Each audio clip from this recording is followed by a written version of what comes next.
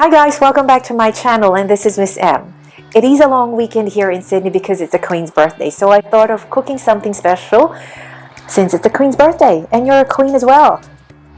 However, it is just a hint. If you want to do this dish, you have to dedicate, you have to have heaps of time to prepare and cook this dish, only because it takes about 2.5 to a maximum of 3 hours to prepare and cook this dish.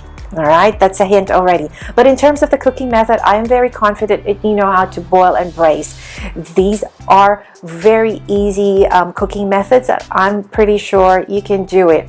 In terms of the ingredients are also easy to grab from your nearest grocery. I'm pretty sure some of it will be already available in your fridge and in your pantry. It is just the time that you will have to make sure you have if you want to whip up this dish. And what is the dish that I'm talking about? It is Callos. It is a famous Filipino dish slash Spanish dish that I love so much. It is something that I expect whenever there's a special occasion like Christmas, New Year, and birthdays. And recently, I've been craving for callo, especially when I fell sick for the last 4 weeks. But who else will be cooking for me but myself? So I thought, now that I'm 100% okay, I thought of sharing my secret recipe. It is very easy, and I hope you will enjoy and stick around until the end of this video. I've already done my mise en place. It's all waiting for me here behind me. It's all prepped, waiting to be cooked. I'm just gonna grab my apron and we'll start cooking shortly, so stick around. So the very first procedure that we have to do, apart from the cleaning and washing of our honeycomb tripe and our oxtail, what we need to do is to boil and soften these bad boys. All right, so this one is the honeycomb tripe that I've washed thoroughly. It is very clean already, but just to make sure that there's no left foul smell, I just soaked it in vinegar. If you have lemon juice, you can do that as well. Soak it about for 15 to 20 minutes. And then these are cut oxtail, and we have chopped celery. Doesn't have to be precise in cutting. I have crushed 4 cloves of garlic, 2 bay leaves, and 1 big red onion that I've chopped. And of course, we have our Himalayan salt and our whole black pepper and our water that's simmering right now. So what we're going to do is I first boil this tripe. Once it boils, I will get rid of the water and then boil it again for the second time, just to make sure that it is really clean. And to follow is the oxtail, which we're gonna soften as well, and later on I'll debone it because I want everything nice and thinly sliced for our callos. Of course, we'll be needing our broth. This is what I've extracted when we boiled the oxtail and the honeycomb tripe. My Himalayan salt, black cracked pepper, paprika, and of course ground chili, just to give a bit of a punch in our callos. Now back to our main ingredients. Now these are the oxtail and the honeycomb tripe that we've softened and boiled for an hour and a half. I've deboned the tail and I took out all the meat. I've sliced the honeycomb tripe. Now I got here 2 whole chorizo bilbao that I sliced, 1 medium red onion that I've brunoise or finely diced, 4 cloves of garlic minced, 4 medium Roma tomatoes diced. We also got 1 cup of chickpea, 1 cup of green peas. We got a half a cup of black pitted olives, which I've crushed, so I just want it to be rustic. We got 1 green capsicum diced, and we got 1 medium carrots that I've diced as well. Now let's start cooking. All right, our pan is hot now, so we start sauteing our red onion and garlic. I'll start off with the onion. That's what I'm saying. Your pan should be hot. You want to hear that sizzling sound. I really like hearing that. So it means your pan is really hot. At the moment, our fire is in medium heat, and just leave it like that. Now we just wait for it to go translucent, and while we're doing that, we put a bit of salt just to sweat it out. Maybe add another tablespoon of olive oil. Then we put in the garlic.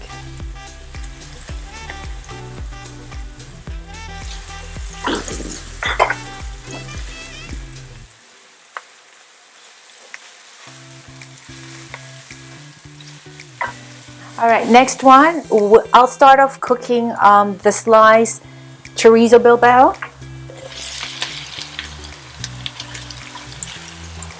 Just be very careful when you add in salt. Chorizo bilbao is very salty already. I'm just gonna put cracked black pepper.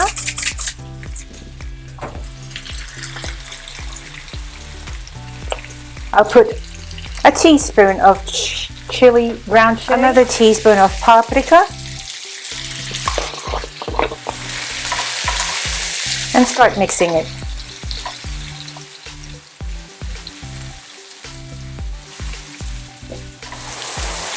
So let the onion, garlic, cracked pepper, paprika, and chili marry all together with the chorizo. That's about another 5 minutes. And see, on a medium-high temperature, if you can see, there is browning happening at the bottom of the pan. And that is what you want to create, so that it will create that delicious, nice reddish color in your dish. See? And when you scrape it off, that's the one that we want to create at the bottom of your pan. All right, and then after that, we put in our fresh diced tomatoes. If you don't have fresh tomatoes in your pantry, you can use crushed tomatoes in can. But for me, I just want to use everything fresh. See, I love it when you cook and you hear that sizzling sound.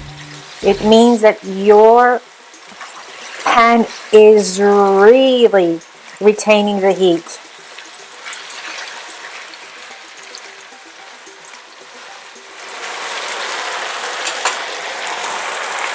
This is when I would put the lid for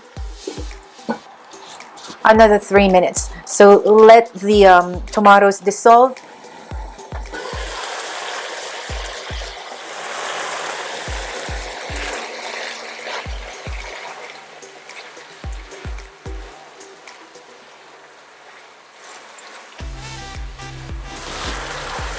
Now we put the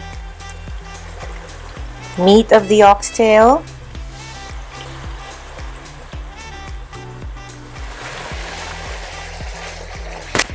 I am putting the honeycomb tripe last because it is already very soft.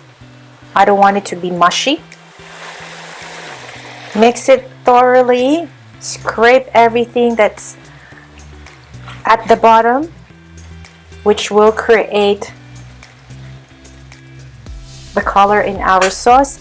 Now this is when we will need to add the stock. This is the stock that I've saved from when we boiled the oxtail and the ox tripe.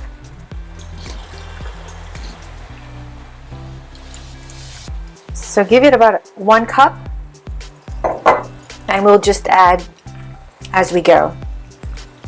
We just want to add the enough liquid to braise all the ingredients and to soften again the meat of the oxtail.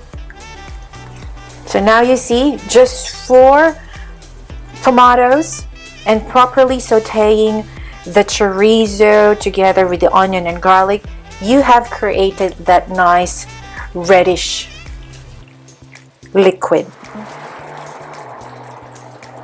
Now leave this cooking for another 10 to 15 minutes with the lid on.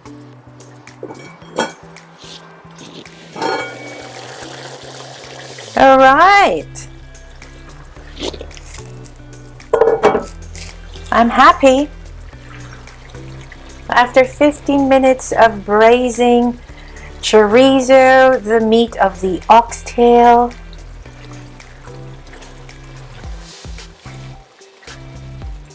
I'm happy with it, and we still have a bit of sauce there, so that's still all right. What we need to add now would be the carrots, and this is when we're gonna add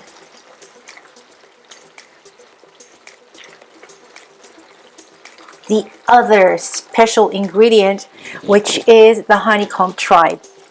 Without this one, it will not be Callos.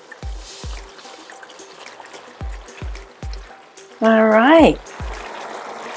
Like what I said, our tripe is already very tender. That's why I put it at the last bit of our cooking procedure. Just thoroughly mix it, and this will take another 10 minutes to soften the carrots. And since our liquid is already evaporating, what we need to do is add a little bit more of our stock. So maybe another half a cup, just so it doesn't dry. And this is when we also add our green peas and the chickpea.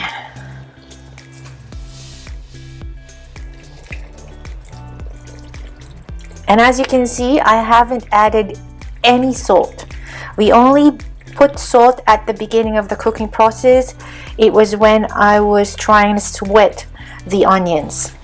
And apart from that, I never added any salt anymore. So just be very careful, because this dish is very high in cholesterol and salt. So with this one, let's just put back the lid on.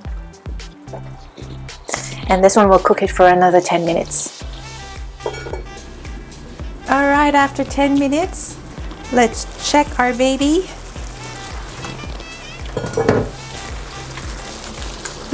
Yum! Just the right amount of liquid that I want to appear in my pot.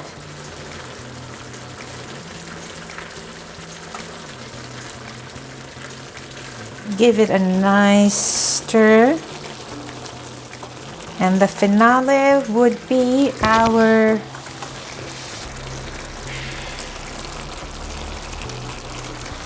black pitted olives and our green capsicum.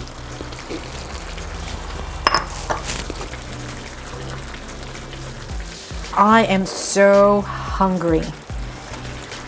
If my dad and mom are both here, they would just really love this. So now, one last final 5 minutes. Put the lid back on. And after 5 minutes, we're gonna eat. And voila! Our Callos. Finally, after 2.5 hours, we're done cooking Callos. It is nice to pair it up with a hot steamed rice. Mine's waiting behind me. You can also pair it up with a nicely toasted sourdough. You can serve it as entree or main course, whatever fits your fancy. But you just have to take note, this is not an everyday dish. It is very high in cholesterol. And having said that, we want to eat healthy because we need to be healthy, okay?